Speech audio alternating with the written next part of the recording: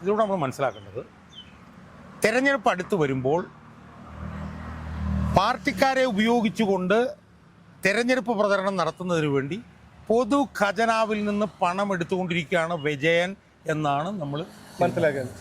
ഇയാൾ പല സ്ഥലങ്ങളും തുന്നിക്കെട്ടുമ്പോൾ പല സ്ഥലത്തും തുന്നൽ പൊട്ടിക്കൊണ്ടിരിക്കുകയാണ്. മനസ്സിലായോ?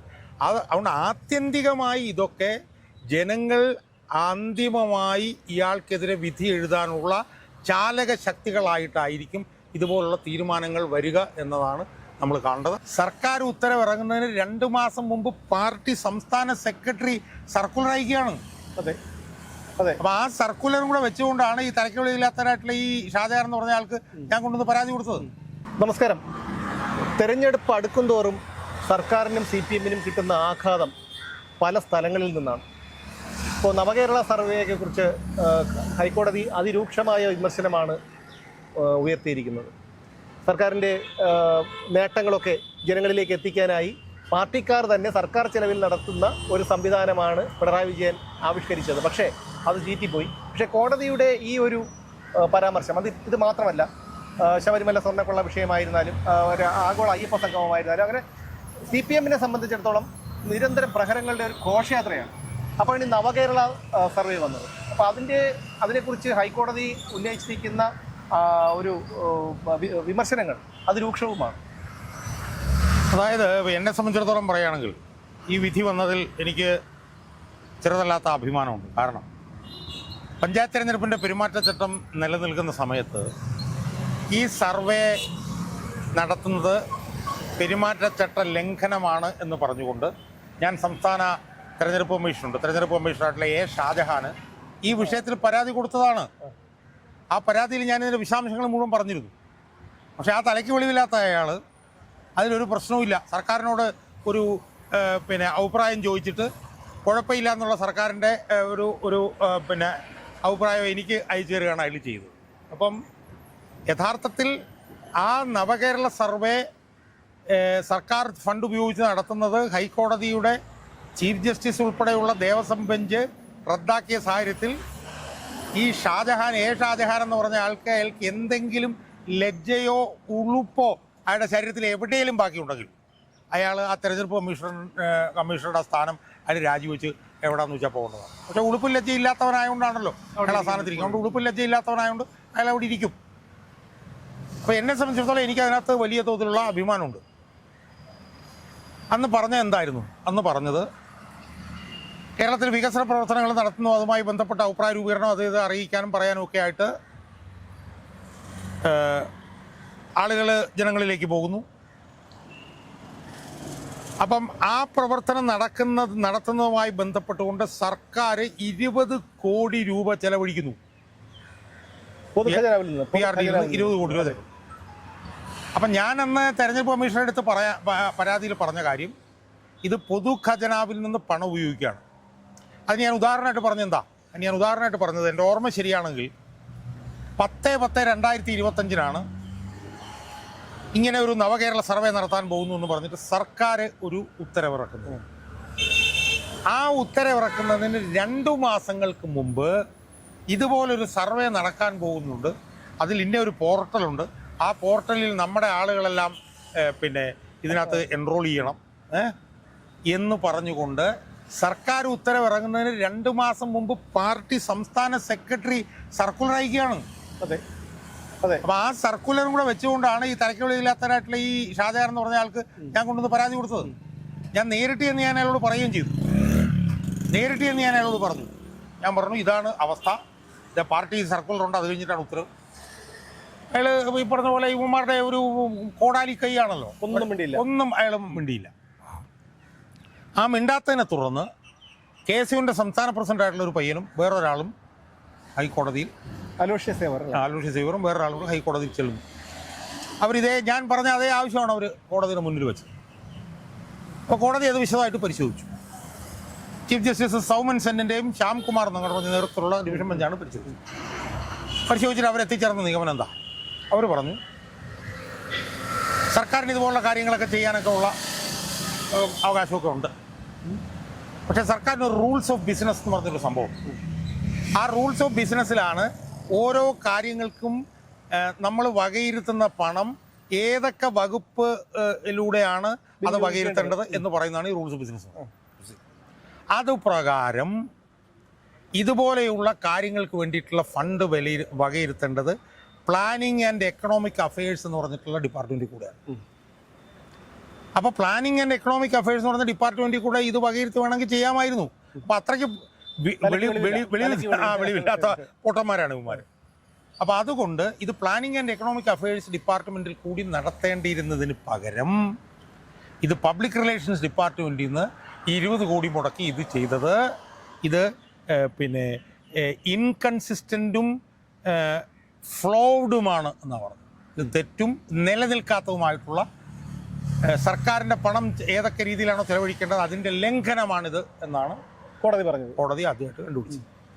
രണ്ടാമത് കോടതി പറഞ്ഞത് സർക്കാർ ഒരു ഉത്തരവിറക്കുന്നതിന് മുമ്പ് പാർട്ടി എങ്ങനെയാണ് ഇത് അറിയുന്നത് എന്ന് കോടതി ചോദിക്കുകയും ചെയ്തു. എന്ന് കോടതി ചോദിക്കുകയാണ്.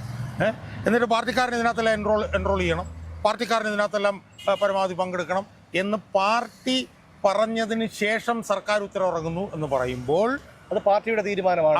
പാർട്ടിയുടെ തീരുമാനപ്രകാരം തെരഞ്ഞെടുപ്പുമായി ബന്ധപ്പെട്ടുകൊണ്ട് ജനങ്ങളിലേക്ക് പാർട്ടിക്കാരെ ഇറക്കാൻ വേണ്ടി സർക്കാരിൻ്റെ 20 കോടി രൂപ ചെലവഴിക്കുന്നതാണ് ഇതിലൂടെ തെളിയുന്നത് എന്നാണ് കോടതി പറഞ്ഞത് പറയുകയും കോടതി അത് ചവറ്റോട്ടെ എറിയുകയും ചെയ്തു. അപ്പോൾ ഇതിലൂടെ നമുക്ക് മനസ്സിലാകുന്നൊരു കാര്യം എന്താ? ഇതിലൂടെ നമ്മൾ മനസ്സിലാക്കേണ്ടത് തെരഞ്ഞെടുപ്പ് അടുത്ത് വരുമ്പോൾ പാർട്ടിക്കാരെ ഉപയോഗിച്ചുകൊണ്ട് തെരഞ്ഞെടുപ്പ് പ്രചരണം നടത്തുന്നതിന് വേണ്ടി പൊതു ഖജനാവിൽ നിന്ന് പണം എടുത്തുകൊണ്ടിരിക്കുകയാണ് വിജയൻ എന്നാണ് നമ്മൾ മനസ്സിലാക്കുന്നത്. അല്ല, അതിൽ ഒരു ഉളുപ്പുമില്ലല്ലോ. അത് എന്തെല്ലാം കാര്യങ്ങൾ ഇപ്പോൾ ആഗോള അയ്യപ്പ സംഗമമായിരുന്നാലും ഏതൊരു വിഷയം കോടതി എന്നവർക്ക് വിഷയമല്ല. ആഗോള അയ്യപ്പ സംഗമത്തിന് മുമ്പായിട്ട് കോടതിയെ സമീപിച്ചപ്പോൾ കോടതി അതിന് കൃത്യമായിട്ടുള്ള മാർഗ്ഗനിർദ്ദേശങ്ങൾ വെച്ചതാണ്. പക്ഷെ അതൊന്നും പാലിക്കപ്പെട്ടില്ല. കാരണം നിയമത്തിൻ്റെ അധിക പരിരക്ഷകളുണ്ട്. ഒരു ചുക്കും ചെയ്യില്ല എന്നറിയാം. അതുകൊണ്ട് എന്ത് തെമ്മാടിത്തരവും ചെയ്യുമല്ലോ. അപ്പം ഇയാളുടെ ഒരു ധാരണ എന്താണെന്ന് ചോദിച്ചാൽ ഈ സർക്കാർ ഉദ്യോഗസ്ഥന്മാരുടെ ഉത്തരവാദിത്വമാണ് പിണറായി വിജയൻ 3-ാം ഭരണം ഉണ്ടാക്കി കൊടുക്കുക എന്നാണ് ഇയാൾ ധരിച്ചു വെച്ചിരിക്കുന്നത്. അതെ അതെ. കാരണം സർക്കാരാണ് പാർട്ടി. കാരണം 10 വർഷമായിട്ട് ഞങ്ങളാണ് അധികാരത്തിൽ ഇരിക്കുന്നത്, ഞങ്ങളാണ് ഇനിയും വരാൻ പോകുന്നത്. അതുകൊണ്ട് ഉദ്യോഗസ്ഥന്മാരെ സംബന്ധിച്ചിടത്തോളം ഉദ്യോഗസ്ഥന്മാർ ഞങ്ങൾ പറയുന്നത് കേട്ടോണം. അല്ല, ആ ഒരു ധാർഷ്ട്യമാണ്. അത് ചില ഉദ്യോഗസ്ഥരും അതേ രീതിയിൽ തന്നെയാണ് മുമ്പോട്ട് പോകുന്നത്. അല്ല, അവരുടെ വിശ്വാസം അതാണ്. കാരണം അടുത്ത 3-ാം വട്ടവും പിണറായി സർക്കാർ അധികാരത്തിൽ വരുമെന്ന് കണ്ടിട്ടാണ് പല പോലീസുകാർ ഉൾപ്പെടെയുള്ള കുറെ ഉദ്യോഗസ്ഥരുടെ പെരുമാറ്റം. അല്ല, അതിലൊരു കാരണം എന്താണെന്ന് വെച്ചാൽ 2 പ്രാവശ്യം തുടർച്ചയായി അവർ അധികാരത്തിൽ വന്നതാണ്. എന്നോട് എൻ്റെ ഒരു സുഹൃത്ത് പറയുമായിരുന്നു ഗുജറാത്തിലെ കാര്യം. ഗുജറാത്തിൽ കഴിഞ്ഞ 24 വർഷമായിട്ട് BJP ആണ് അധികാരത്തിൽ ഇരിക്കുന്നത്. അപ്പോൾ ഗുജറാത്തിൽ 2002-ലാണ് BJP വരുന്നത്. 2026-ആയിട്ടും BJP. അപ്പോൾ 2002-ലൊക്കെ സർവീസിൽ കയറിയ ഈ IAS ഉള്ള ഉദ്യോഗസ്ഥന്മാരുണ്ടല്ലോ, അവരെ സംബന്ധിച്ചിടത്തോളം അവർ BJP-യുടെ ഭരണം മാത്രമേ കണ്ടിട്ടുള്ളൂ. 23-24 വർഷമായിട്ട് BJP ആണ്. അതുകൊണ്ട് അവരുടെ അടുത്ത് BJP-യുടെ ഒരു ജില്ലാ പ്രസിഡന്റ് എന്തെങ്കിലും ചെന്ന് പറഞ്ഞാൽ അവരതപ്പം നടത്തി കൊടുക്കും. കാരണം അവിടെ പാർട്ടിയാണ് ഗവൺമെന്റ്. കേരളത്തെയും ഗുജറാത്തിനെയും കൂടെ താരതമ്യപ്പെടുത്തുമ്പോൾ ഒരു അല്ലല്ല, ഞാൻ പറഞ്ഞ പോയിന്റ് അതല്ല. ഞാൻ പറഞ്ഞ പോയിന്റ് അവിടെ ഒരു പാർട്ടി ഭാരവാഹി വന്ന് ഒരു IAS ഉദ്യോഗസ്ഥൻ്റെ അടുത്ത് എന്തെങ്കിലും പറഞ്ഞാൽ അവൻ ചെയ്തു കൊടുക്കും. കാരണം എന്ന് പറഞ്ഞു കഴിഞ്ഞാൽ അവിടുത്തെ പാർട്ടിയാണ് സർക്കാർ. മനസ്സിലായില്ലേ? അപ്പോൾ അവിടെ പാർട്ടി സർക്കാർ തമ്മിൽ വ്യത്യാസമില്ല. കാരണം അവിടെ ഒരു പാർട്ടിയെ ഭരിച്ചിട്ടുള്ളൂ. മനസ്സിലായി? ഇവിടെയും പക്ഷേ പിണറായി വിജയൻ ഈ ഉദ്യോഗസ്ഥന്മാരുടെ തലയ്ക്കകത്തോട് അടിച്ചു കയറ്റാൻ ശ്രമിക്കുന്ന കാര്യം ഇതാണ്. ഞങ്ങൾ പറയുന്നത് ചെയ്തോണം, ഞങ്ങളാണ് ഇവിടെ ഭരിക്കുന്നത്, നാളെയും ഞങ്ങളാണ് ഭരിക്കാൻ പോകുന്നത് എന്നുള്ള ഒരു ധാരണ ഉദ്യോഗസ്ഥന്മാരുടെ തലയിൽ ഇയാൾ കയറ്റിവയ്ക്കുകയാണ്. പക്ഷേ ഇയാൾ കാണാതെ പോകുന്നത് എവിടെയാണ്? കാണാതെ പോകുന്നത് ഇവിടുത്തെ കോടതികൾ ഇയാൾക്കെതിരെ തിരിഞ്ഞിരിക്കുന്നു എന്നുള്ളത് തന്നെയാണ്. എത്രയോ കോടതി വിധികൾ. അല്ല, അതിന് ഉളുപ്പില്ലല്ലോ. ഉളുപ്പും തൊലിക്കെട്ടി മരവുരിയിലെ തൊലിക്കെട്ടിയും കൊണ്ട് നടക്കുന്ന മനുഷ്യന് എന്ത് അടി കിട്ടിയിട്ട് എന്ത് പ്രകാരം? പക്ഷേ ഇപ്പോൾ ഉണ്ടായിരിക്കുന്ന ഈ പ്രഹരമൊക്കെ അയാൾക്ക് വളരെ മാരകമായിട്ട് വരാൻ പോവുകയാണ്. കാരണം ഇപ്പം കോടതി കൊടുക്കുന്ന ഈ അടികളൊക്കെ ജനങ്ങളുടെ ചിന്താധാരയെ വലിയ തോതിൽ സ്വാധീനിക്കുന്നു. വോട്ടെടുപ്പിനെ അത് സ്വാധീനിച്ചു കഴിഞ്ഞാൽ പിടിച്ചു വയ്ക്കാൻ പറ്റാതെ പോകും. അല്ല, അത് മാത്രമല്ല, ഇതിപ്പോൾ വോളണ്ടിയർമാരെ പോലും കറക്റ്റായി കിട്ടിയിട്ടില്ല, ശരിയായ രീതിയിൽ കിട്ടിയിട്ടില്ല. കാരണം ആരും തയ്യാറല്ല. പാർട്ടിക്കാർ പോലും വീടുകളിൽ കയറി ഇറങ്ങാൻ തയ്യാറല്ല എന്നുള്ളതാണ്. അത് മാത്രമല്ല, ഇവർ കണക്ക് കൂട്ടിയ ദിവസങ്ങൾ കഴിയാൻ കാലാവധി കഴിയാൻ ദിവസങ്ങൾ മാത്രമേ ഉള്ളൂ. അപ്പോൾ ഇതിൻ്റെ 10% വീടുകളിൽ പോലും കയറിയിട്ടില്ല എന്നുള്ളതാണ്. അതായത് പാർട്ടി അണികൾ പോലും, താഴേക്കിടയിലുള്ള അന്തം കമ്മികൾ പോലും ഈ സമൂഹ മാധ്യമങ്ങളിൽ ഞങ്ങൾ പാർട്ടിക്കാരാണെന്നുള്ള ഒരു ബോധ്യം ഉണ്ടാക്കാൻ വേണ്ടി ന്യായീകരിക്കുന്നതല്ലാതെ അവർ ഉള്ളുകൊണ്ട് അവർ പോലും പാർട്ടിക്കൊപ്പമില്ല എന്നുള്ളതിന്റെ സൂചനയാണത്. അതാണ്. അപ്പോൾ അതിൽ നമ്മൾ മനസ്സിലാക്കേണ്ടതെന്നറിയോ, ഏതാ വെച്ചാൽ ഇതുപോലുള്ള ഏകാധിപതികൾ ഇതുപോലുള്ള എന്ത് തീരുമാനങ്ങൾ എടുത്താലും ആ തീരുമാനങ്ങൾക്കൊക്കെ ഒരു തരത്തിൽ അല്ലെങ്കിൽ വേറൊരു തരത്തിൽ അല്ലെങ്കിൽ ഒരിടത്ത് നിന്ന് അല്ലെങ്കിൽ വേറൊരിടത്ത് ഇപ്പം നമ്മളൊന്ന് ആലോചിച്ച് നോക്കി. ഇപ്പം പിന്നെ പഞ്ചായത്ത് തെരഞ്ഞെടുപ്പിൽ ഇതുപോലെ അടി കിട്ടും നമ്മൾ പ്രതീക്ഷിച്ചതാണോ? ഇല്ല, നമ്മളാരും ഇത്രയും തകർച്ച പ്രതീക്ഷിച്ചില്ല. കോൺഗ്രസ് എന്ന് പറഞ്ഞാൽ അവരുടെ ഇടയിൽ മുഴുവൻ തമ്മിത്തല്ലും കാര്യമൊക്കെ ആയിരുന്നു. എന്നിട്ട് പോലും അവിടെ അടി കിട്ടി. കോടതികളാണെങ്കിലോ കഴിഞ്ഞ 10 വർഷമായി സർക്കാരിന് അനുകൂലമായിട്ടുള്ള നിലപാടുകൾ എടുത്തുകൊണ്ടിരിക്കുകയായിരുന്നു കോടതിയിൽ ഇങ്ങനെ വരുമെന്ന് നമ്മൾ വിചാരിച്ചില്ല. പക്ഷേ കോടതിയും തിരിഞ്ഞു. മനസ്സിലായി? അപ്പോൾ അതുകൊണ്ട് ഇയാൾ പല സ്ഥലങ്ങളും തുന്നിക്കെട്ടുമ്പോൾ പല സ്ഥലത്തും തുന്നൽ പൊട്ടിക്കൊണ്ടിരിക്കുകയാണ്. മനസ്സിലായോ?